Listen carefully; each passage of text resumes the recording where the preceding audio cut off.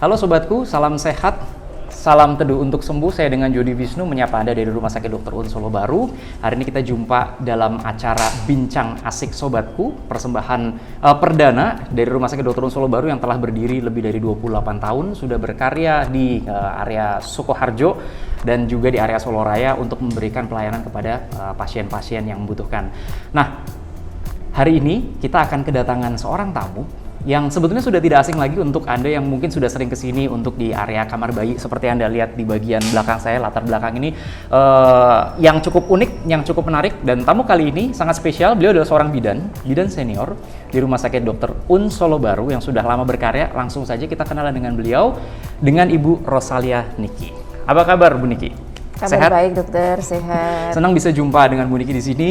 Bu Niki, saya punya banyak sekali pertanyaan yang nanti akan ditanyakan karena ini adalah acara podcast, di mana podcast ini adalah podcast perdana yang kita temanya Bincang Asik Sobatku.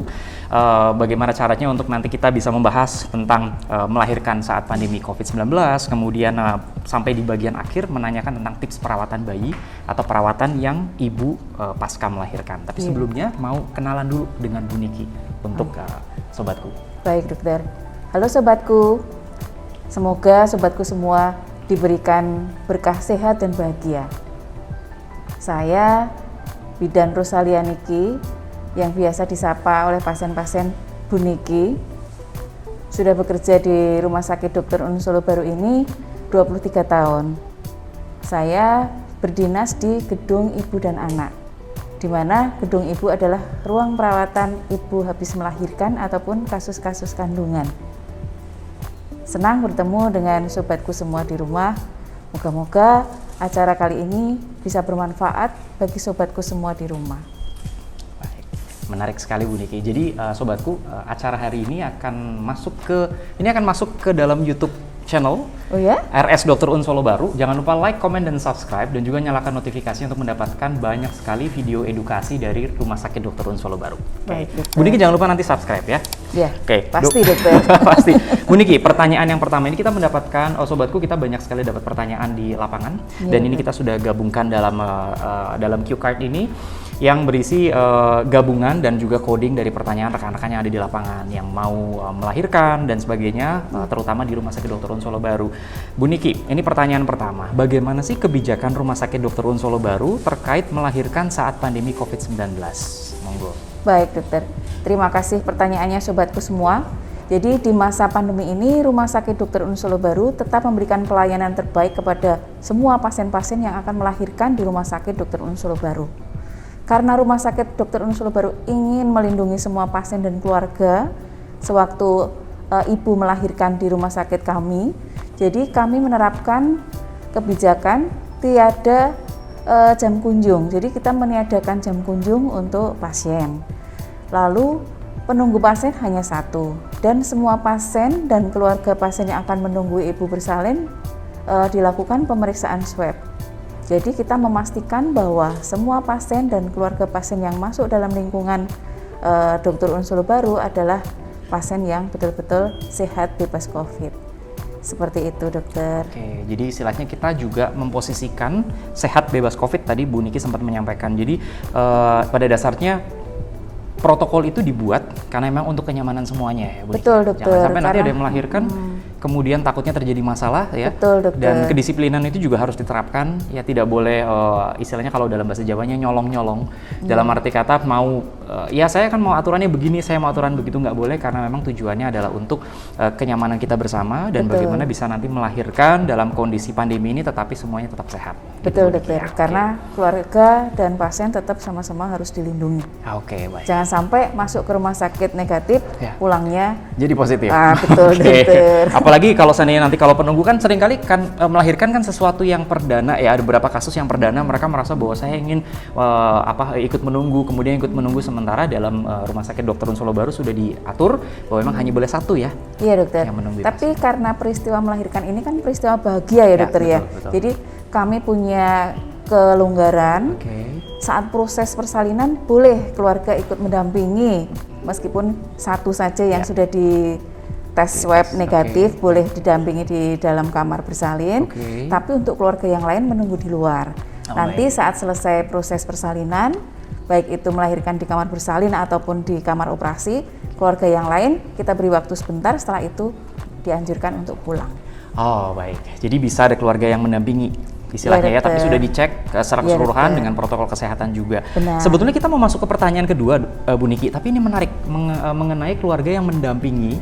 Itu kan ada beberapa yang kadang suka ingin memfoto atau mengabadikan, atau misalnya dalam kondisi sesar dan yang lain-lain ya, pasien-pasien yang mau disesar dan sebagainya. Ini kalau nggak salah Dr. Un Solo Baru ini rumah sakit ini punya package ya. Jadi bisa ada yang mengabadikan itu, tapi memang dengan prosedur yang berlaku dari rumah sakit itu, bisa tolong diceritakan ya Bu Niki? Jadi memang betul bahwa peristiwa persalinan itu kan peristiwa yang sangat membahagiakan dan ditunggu-tunggu oleh semua keluarga. Jadi kami memang punya paket-paket maternity shoot ataupun baby bond paket ya. Jadi foto-foto diabadikan dengan paket-paket yang sudah kami sediakan, semuanya menarik. Jadi untuk persalinan secara sesar itu pun kami punya paket videonya. Jadi pasien-pasien tidak perlu khawatir nanti akan mendapatkan gambar-gambar ataupun kenangan saat persalinan di rumah sakit. Oke, jadi dari tim ada staff dari Rumah Sakit Dr. Un Solo Baru ya, untuk para sobatku sekalian, sehingga nanti pada saat mau dilakukan sesar itu sudah ada tim yang akan membantu untuk mengabadikan kenangan tersebut, karena akan menjadi kenangan yang sangat indah ya. Tapi sobatku nggak boleh foto sendiri, jadi nanti akan ada staff kita dengan protokol yang baik untuk bisa mengabadikan. Maternity shoot ya, jadi istilahnya dengan itu. Tapi nggak cuma melahirkan aja ya, karena untuk yang baby juga bisa ada foto. Iya, baby bond foto juga ada dokter. Jadi dengan gaya-gaya yang menarik, kami abadikan bayi-bayi ibu saat usia pertama ataupun kedua, jadi masih sangat muda, masih sangat imut, kita dandani sehingga tampil menarik dalam foto seperti itu. Dan yang menarik sobatku, karena beliau bidan yang sudah sangat senior dengan bidan-bidan lain dan juga perawat lain yang memang sudah cukup senior di bagian merawat untuk merawat bayi atau bayi baru lahir, sehingga posisi-posisi yang waktu mau difoto itu bisa dalam posisi yang aman ya, dan tidak berpotensi untuk mencederai. Betul. Jadi tetap kami memperhatikan keamanan dan keselamatan bayi-bayi itu. Ya, seringkali ada yang suka fotonya sampai kita juga sampai bingung ya. Aduh, takutnya bayinya kenapa-napa nih. Jadi beliau akan menghandle dengan sangat baik untuk itu. Jadi sobatku tidak usah khawatir ya kalau untuk melakukan foto itu di sini. Nah, Bu Niki, ada pertanyaan. Pada kondisi hamil tua, beberapa ibu tuh mengeluh kakinya bengkak. Menurut Bu Niki gimana sebagai bidan senior menanggapi hal ini? Baik. Jadi memang untuk ibu hamil, apalagi menjelang usia kehamilan trimester ketiga, kadang-kadang disertai dengan bengkak kaki. Jadi bengkak kaki ini ada dua, bengkak yang normal ataupun bengkak yang tidak normal. Jadi kalau untuk yang bengkak, ini kan salah satu tanda atau gejala ya dokter, yang tidak normal ini bisa mengarah ke preeklamsi kehamilan. Jadi kalau bengkaknya ini disertai dengan hasil laborat protein urin yang positif, bisa jadi arahnya ke preeklamsi. Apalagi ditandai dengan naiknya tensi. Jadi ada 3 tanda ya dokter, bengkak kaki, protein urin positif, tensinya naik di atas normal, berarti ada tanda-tanda kemungkinan terjadi preeklamsi. Maka ibu harus kontrol ke dokter kandungan secara rutin. Kalau bengkaknya tidak disertai dengan tanda dan gejala yang lain, berarti itu mungkin bengkak secara normal, karena memang proses kehamilan apalagi trimester ketiga itu kan ada penambahan volume cairan. Jadi aliran darah itu bisa turun tapi nggak bisa naik, maka terjadi bengkak di kaki.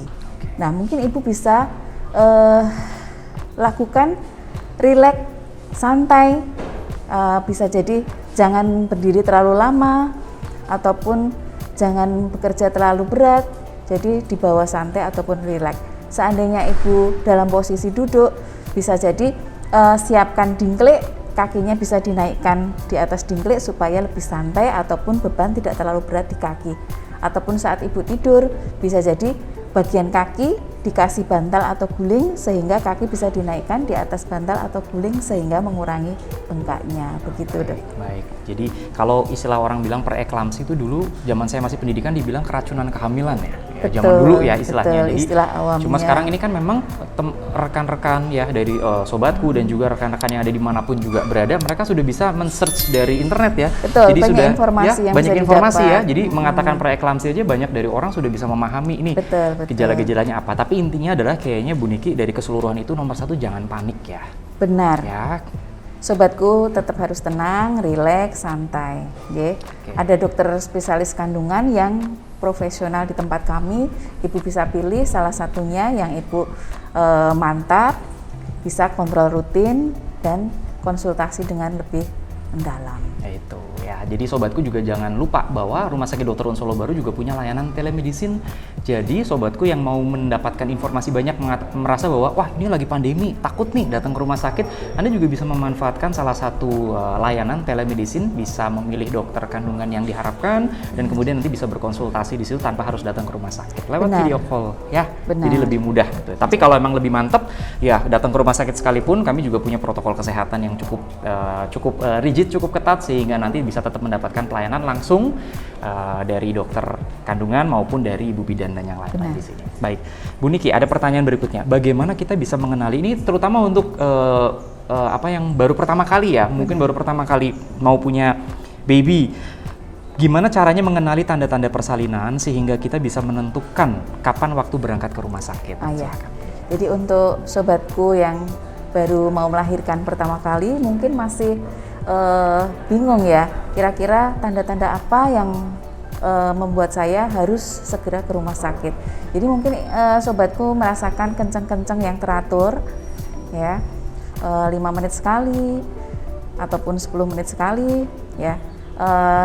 Juga adanya keluar lendir darah dari jalan lahir ya. Jadi kalau sobatku ibu hamil yang merasakan tanda-tanda seperti itu bisa segera ke rumah sakit untuk memeriksakan lebih lanjut apakah sudah waktunya mau bersalin ataukah belum. Kadang-kadang memang tanda-tanda ini kurang begitu dikenali karena kenceng-kencengnya ini kadang-kadang sama atau his palsu atau kenceng palsu.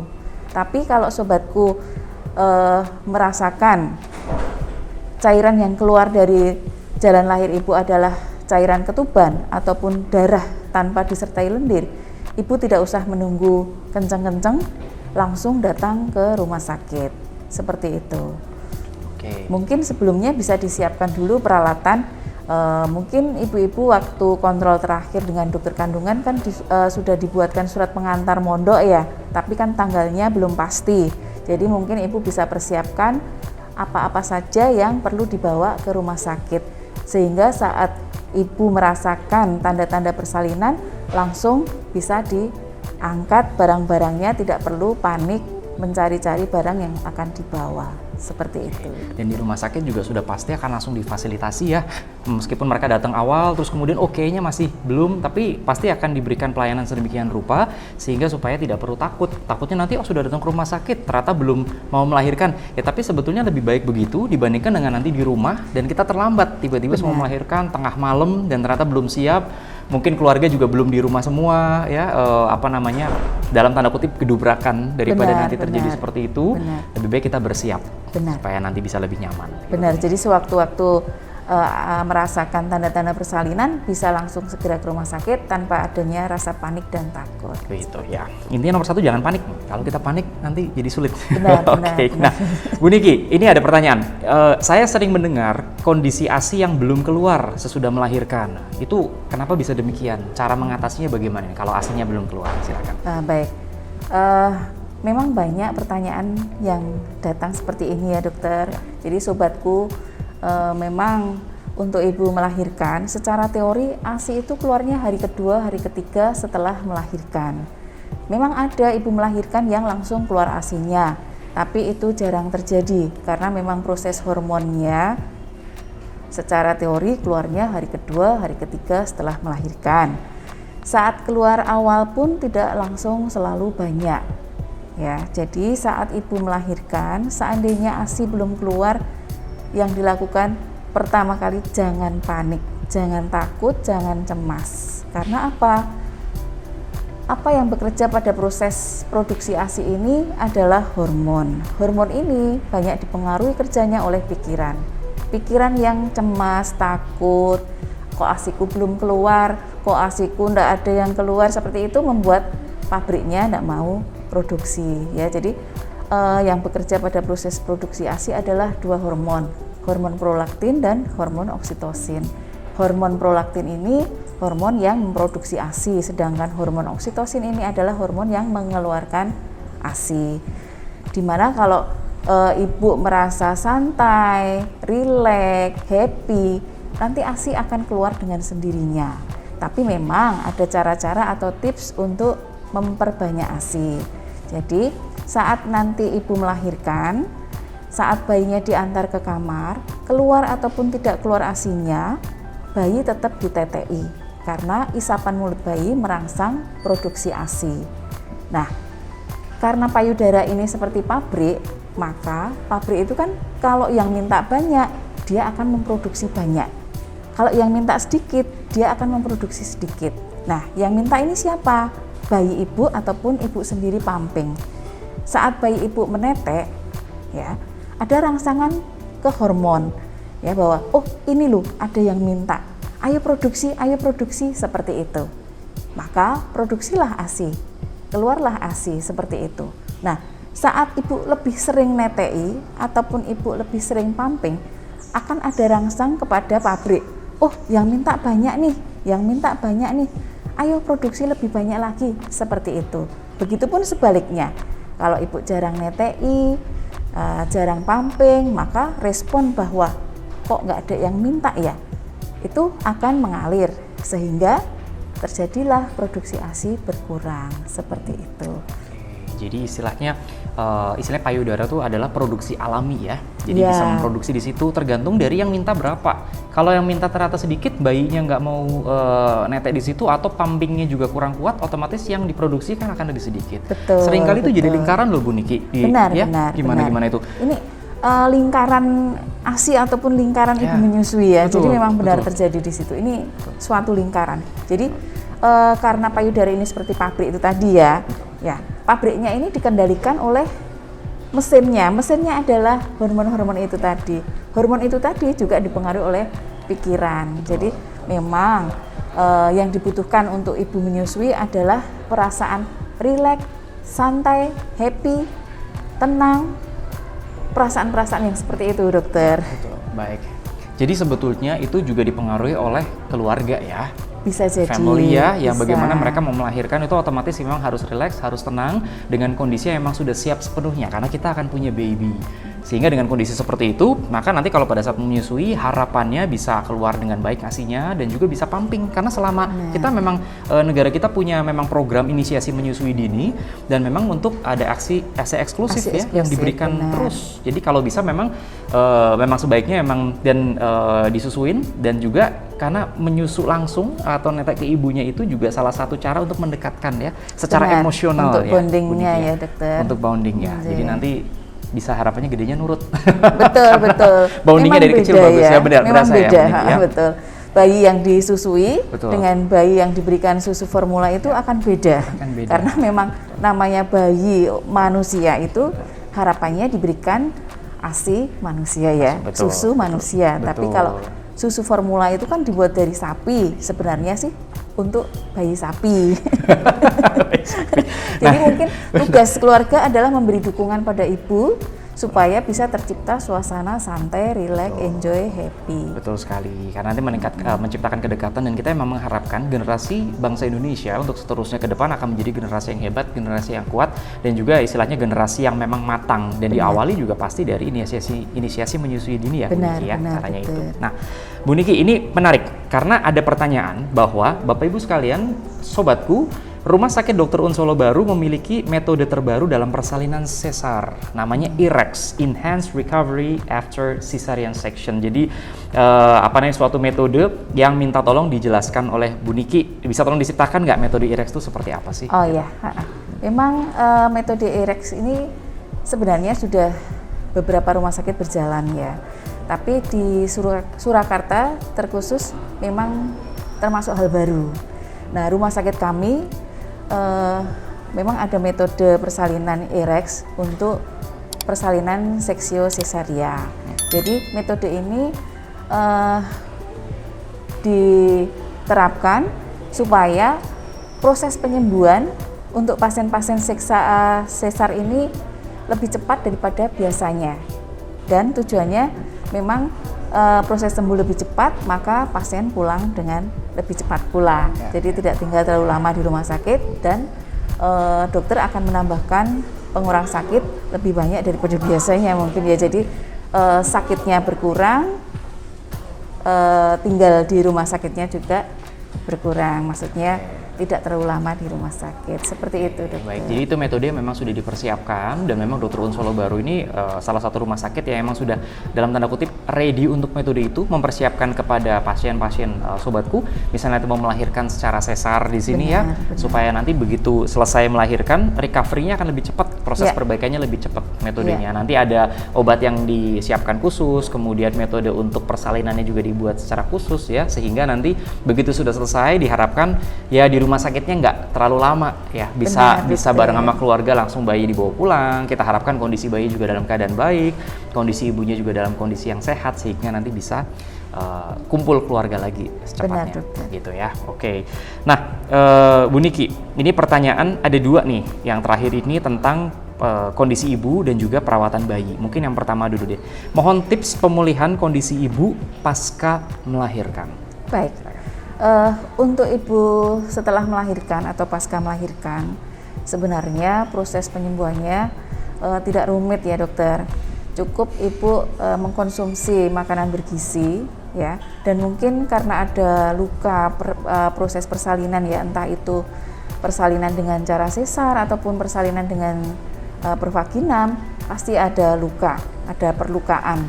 Jadi mungkin untuk konsumsi makanan lebih baik ditambahi protein, karena untuk proses penyembuhan luka memang membutuhkan protein yang lebih dari biasanya. Jadi untuk ibu pasca melahirkan sebenarnya tidak ada pantangan makanan kecuali yang ibunya alergi. Semua makanan boleh dikonsumsi asal ibu tidak alergi, seperti itu, dokter. Untuk istirahat juga perlu istirahat yang cukup ya, jadi sebenarnya tidak rumit. Cukup dengan konsumsi makanan bergizi, istirahat yang cukup, lalu jaga kebersihan daerah jalan lahir. Ataupun kalau memang itu proses persalinannya dengan sesar, berarti luka jahitan dijaga jangan sampai kena air. Seperti itu, dokter. Oke, jadi luka jahitan jangan sampai kena air, terus melakukan perawatan berkala ya, istilahnya di rumah, untuk kondisi ibunya juga, dan makan makanan yang bergizi dan juga mengandung tinggi protein, karena untuk istilahnya penyembuhan luka ya, untuk healing ya, penyembuhan luka. Jangan lupa istirahat juga teratur. Ya, betul. Istirahat itu perlu, karena saat ibu merasa lelah ataupun merasa kecapean karena kurang tidur, otomatis ASI pun akan terpengaruh. Nanti ngaruhnya juga ke bayinya ya, juga nanti ya. Jangan lupa jangan stres juga ya. Benar. Dan apalagi untuk new moms ini ya, bayi ibu-ibu yang masih baru melahirkan, itu kan pasti akan terpikirkan segala macam ya. Benar. Kata berita begini, kata ini begini, belum lagi nanti mohon maaf terpengaruh dari orang tua yang mungkin sudah dulu. Karena mereka bilang zaman mama dulu begini, tapi kan seiring berjalannya waktu keilmuan kan juga ada sesuatu yang berubah. Benar, ya, sehingga kita memang bagaimana pendekatan kepada bayi, istilahnya didekatkan, kemudian inisiasi menyusui dini, kita juga nggak boleh stres sampai ke depannya begitu. Ya. Nah, kalau tips perawatan bayi yang baru lahir gimana, Bu Niki? Begini, dokter. Kalau untuk bayi baru lahir ini, biasanya kan bayi boleh dibawa pulang ke rumah itu dalam posisi sehat, dalam kondisi sehat. Sehat maksudnya kan dia bisa minum, dia tidak ada masalah yang lain. Jadi nanti saat di rumah, yang perlu ibu perhatikan adalah menjaga suhu supaya bayi tidak jatuh dalam kondisi suhu turun ya, ataupun hipotermi. Kedua adalah menjaga asupan ASI. Jadi selama di rumah pun nanti ibu akan rutin menyusui bayinya, mungkin 2 atau 3 jam sekali, ataupun sesuai dengan keinginan bayi. Ketiga adalah jemur pagi, itu penting ya, karena untuk mencegah supaya bayi tidak kuning, ataupun saat bayi mulai kuning akan dibantu oleh sinar matahari supaya kuningnya tidak terlalu tinggi. Keempat, mungkin rawat tali pusat, karena tali pusat ini adalah pintu masuknya kuman ke bayi. Kalau sampai tali pusat ini infeksi ataupun kotor dan yang lain akan membahayakan bayi ibu. Keempat, ya, kontrol dokter setelah pulang itu harus, ya, supaya dipastikan bayi ibu dalam kondisi sehat. Seperti itu dokter. Jadi tadi asupan ASI, jaga suhu bayi supaya tetap stabil normal, rawat tali pusat, kontrol dokter. Mungkin satu lagi saat memandikan bayi. Jadi saat memandikan bayi ini perlu ibu pastikan ya bayi dalam keadaan baik. Ya, mungkin sebelum memandikan bisa diukur suhunya dulu. Saat pulang dari rumah sakit pasti ibu dibawakan termometer. Karena nanti saat bayi mau dimandikan, dipastikan suhunya normal, silahkan dimandikan karena saat memandikan kan ada acara buka baju ya dokter. Kalau sampai suhu bayi ini dalam keadaan drop, dibuka bajunya, kena air, takutnya lebih buruk lagi kan seperti itu. Jadi saat memandikan ini ibu boleh pilih mau sehari 2 kali, mau sehari sekali, tetapkan pilihan ibu. Yang penting bayinya dalam keadaan baik saat dimandikan, dan setelah dimandikan bayinya pun tetap suhunya terjaga dan bersih seperti itu. Menarik. Tadi Bu Niki sempat bilang kalau kita menyusui bayi ibu ini sekitar 2-3 jam ya sekali ya James. Jadi memang sebetulnya perhatian kepada bayi itu memang penting ya. Jangan sampai punya bayi kemudian ibunya sibuk main handphone.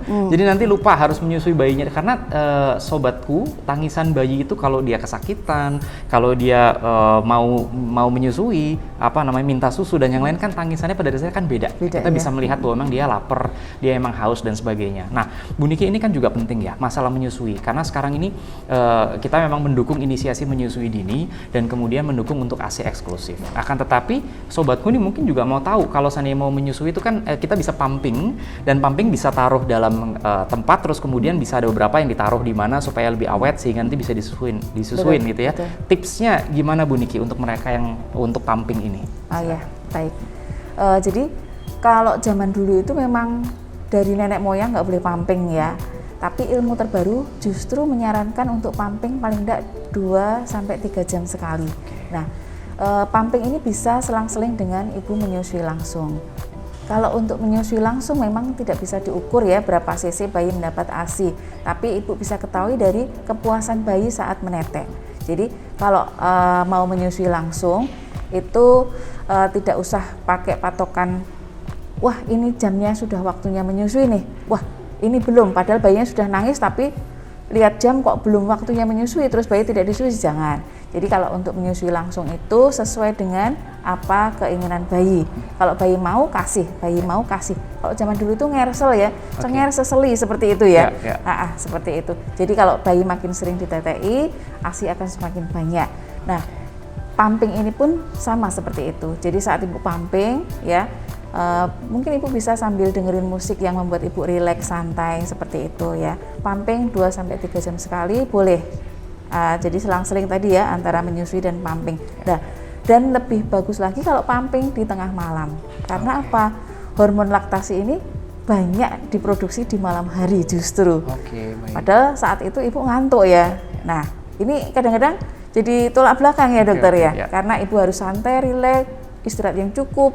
Sementara itu hormon laktasi lebih banyak di malam hari. Wah, kok aku harus pumping malam-malam nih, padahal aku ngantuk. Nah, ibu bisa santai saja, tidak usah terpaku bahwa aku harus pumping, aku harus tidur. Dijalani dengan santai saja, karena apa? Suasana santai, relax, enjoy, happy ini harus tercipta. Jadi saat ibu ingat, wah jam 2 nih, aku pumping, silahkan. Tapi saat ibu ngantuk, wah aku ngantuk, tidak apa-apa, nikmati saja. Ya, jadi antara menyusui langsung dan pumping silahkan divariasi, tapi yang tadi ya di awal ya bahwa lebih banyak dikeluarkan akan banyak diproduksi. Dikurangi dikeluarkan, dikurangi juga produksinya seperti itu. Kalau tips penyimpanannya gimana? Untuk tips penyimpanan ASI ya, karena tadi ASI sudah dikeluarkan dari payudara, otomatis ASI ini harus dikelola dengan benar dan baik ya. Jadi kalau ASI sudah dipumping di luar saja itu tahan 4-8 jam. 4-8 jam ini tergantung dengan suhu lingkungan ya. Kalau ruangannya ber-AC mungkin bisa tahan sampai 8 jam. Kalau ruangannya kok panas, ya berarti mungkin 4 jam saja sudah Ya. kurang bagus ya. Jadi kalau ASI hanya di luar saja 4-8 jam, tapi lihat lagi kondisi ruangan saat ASI itu berada. Kan ditampung di botol ataupun kantong ASI ya dokter ya. Kalau ASI ditaruh di kulkas, di pintunya saja ataupun di bawah freezer, itu bisa 2 kali 24 jam. Tapi ini pun juga tergantung dengan kulkasnya. Sering dibuka tutup ataukah tidak, seperti itu. Kalau jarang dibuka mungkin bisa 2 kali 24 jam. Kalau sering dibuka tadi ya, kalau sering dibuka mungkin bisa lebih pendek umurnya. Tapi kalau di freezer mungkin bisa sampai 1 atau 3 bulan. 1-3 bulan? Ya betul. Jadi kalau freezernya mungkin beda pintu ya, atau kulkas 2 pintu, itu bisa sampai 3 bulan. Tapi kalau freezernya 1 pintu dengan kulkas ya, maksudnya 1 pintu ya kulkasnya, berarti kan sering dibuka tutup tuh, mungkin 1 bulan saja seperti itu. Jadi tergantung dengan tergantung berapa kali frekuensi kita buka pintu untuk kulkas itu ya, karena takutnya nanti ASI-nya rusak sehingga nanti yang diberikan tidak fresh lagi. Betul. Kalau habis dari kulkas, nah Bu Niki tipsnya sebelum memberikan ke bayi ini gimana nih? Betul. Jadi dari kulkas ini kan ASI dingin ya. Kalau langsung diberikan ya bayinya kembung nanti. Beda ya kalau kita minum air es gitu kan seger ya, tapi bayi ini beda. Jadi apa yang masuk ke bayi suhunya dipertimbangkan untuk suhu hangat. Mungkin ibu sesekali bisa pegang ASI-nya yang keluar langsung dari payudara. Oh, hangatnya segini, itu bisa ya. Tapi ASI yang sudah disimpan di kulkas mau diminumkan bayi ada dengan cara dihangatkan. Ibu bisa ambil mangkok, diisi air hangat, botol yang berisi ASI dari kulkas tadi bisa dimasukkan ke mangkok. Mungkin beberapa waktu digoyang supaya hangatnya rata. Nanti setelah ibu anggap ini rata, dicobakan ke tangan, kok sudah sesuai suhunya, baru diminumkan bayi. Seperti itu. Tapi tolong saat menghangatkan ASI, jangan semua tampungan dihangatkan. Contohnya, saat ibu menampung ASI tadi kan misalnya dapat 200 cc, padahal bayinya minum 100 cc. Jangan semuanya dihangatkan, diminumkan bayi, terus nanti ada sisa, dimasukkan lagi ke kulkas. Jangan, ya, hal ini akan merusak kualitas ASI. Usahakan saat mau menghangatkan ASI, ambil ASI secukupnya, apa yang dibutuhkan bayi itu yang dihangatkan, sisanya tadi tetap di dalam kulkas, seperti itu. Dan ingat, saat pumping, botol ataupun plastik ASI, kan sekarang tempat penyimpanan ASI kan beragam ya dokter, ini diberikan tanggal dan jam. Jadi jam berapa kita pumping, supaya nanti kita tahu masing-masing umur ASI ini berapa. Nanti yang kita dapat duluan, itu yang kita berikan duluan. Jangan sampai satu botol ini sudah didapat berapa hari yang lalu, dia masih di dalam kulkas ya, yang lain yang keluar. Eman-eman sekali ASI-nya ini. Begitu, dokter. Jadi kita bisa bilang ASI ini menjadi harta yang sangat berharga. Benar. Untuk bayi ya, yang baru lahir. Jadi supaya bagaimana kita semua bisa sangat memahami bahwa memang ASI itu selain berharga merupakan hubungan yang baik antara ibu dengan anak, bondingnya bisa lebih bagus, dan kemudian kedepannya anak itu kita harapkan menjadi generasi penerus bangsa yang juga sangat baik. Benar. Nah, ASI ini nggak ada yang jual di toko loh dokter. Nggak ada yang jual di toko ya? Benar, karena susu formula semahal apapun, sebagus apapun, tidak ada yang bisa menandingi bagusnya ASI. Karena di dalam ASI ini komposisinya sudah komplit dan semuanya alami. Kalau yang di dalam susu formula itu kan semua ditambahkan ya. Maka ada bayi yang alergi susu formula, tapi jarang bayi alergi ASI. Betul sekali. Seperti itu. Jadi nanti kalau seandainya sobatku membutuhkan banyak sekali informasi tambahan dan yang lain, bisa diulang-ulang lagi ya pembicaraan kami hari ini di acara Bincang Asik Sobatku. Sekali lagi jangan lupa like, subscribe, komen, dan juga nyalakan notifikasi untuk mendapatkan banyak berita terbaru atau video edukasi dari Rumah Sakit Dr. Un Solo Baru. Nah, Bu Niki, ini untuk yang terakhir nih, sebetulnya sebelum kita menyelesaikan perbincangan hari ini, bagaimana tips dari Bu Niki nih untuk ibu ya istilahnya untuk mereka-mereka yang mau datang ke Rumah Sakit Dr. Un Solo Baru nih untuk misalnya mau melahirkan atau untuk misalnya antenatal care, pemeriksaan dan sebagainya, untuk mereka-mereka supaya mereka tidak takut lagi datang ke sini bahwa kita menerapkan protokol kesehatan yang baik. Baik, untuk sobatku semua, ibu hamil maupun ibu dengan masalah kesehatan yang lain, silakan datang ke rumah sakit kami. Kami menerapkan protokol kesehatan yang ketat, jadi aman untuk pasien-pasien semua. Dan kami pun ada telemedicine yang bagi ibu-ibu yang memang keluhannya tidak harus datang ke rumah sakit, bisa melalui telemedicine. Tapi yang jelas rumah sakit kami aman untuk ibu ataupun pasien-pasien lain yang akan datang ke rumah sakit kami. Begitu, dokter. Oke, sekali lagi terima kasih Bu Niki sudah bergabung dengan kami dan sudah banyak memberikan masukan ya, memberikan saran dan juga segala macam yang bermanfaat untuk kita semua, khususnya untuk para ibu sekalian, para sobatku, dan juga yang mungkin mau melahirkan ya, atau yang baru punya baby atau kita bilang new moms. Semoga yang bincang asik sobatku hari ini bisa bermanfaat buat kita semua. Dari Rumah Sakit Dr. Un Solo Baru, ya, jangan lupa sobatku untuk sekali lagi komen, juga like dan juga subscribe, juga nyalakan notifikasi untuk mendapatkan banyak video dari kami. Dan nantikan podcast berikutnya, podcast Bincang Asik Sobatku. Salam sehat dan juga salam teduh untuk sembuh. Saya Jody Wisnu, undur diri dengan Bu Niki.